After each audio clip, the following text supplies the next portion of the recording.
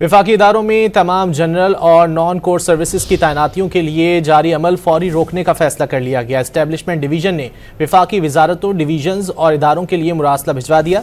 इदारों में cleaning, plumbing और गार्डनिंग के लिए जारी तैनातियों का अमल फिलफौर रोका जाएगा। मजीद जानेंगे डॉन न्यूज़ के नुमाइंदे ताहिर शीरानी से। ताहिर, बताइएगा मुरासले में क्या कहा गया है?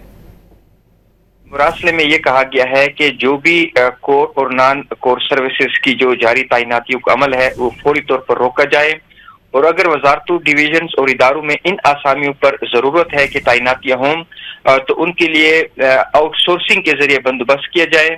जराये के मुताबिक सिक्योरिटी गार्ड, माली, खाकरोब, sanitary workers, record sorter, carpenter, electrician और प्लम्बर की तैनातियों का अमल फौरी तौर पर रोका जाएगा। वफाकी हुकूमत इन आसामियों के लिए नई भर्तियों पर पहले ही पाबंदी आयद कर चुकी है, जबकि वजारतों, डिवीजन्स को आसामियां पुर करने और नई आसामियों की तख्लीक के लिए एस्टेब्लिशमेंट डिवीजन से रजू करने से मना किया गया है।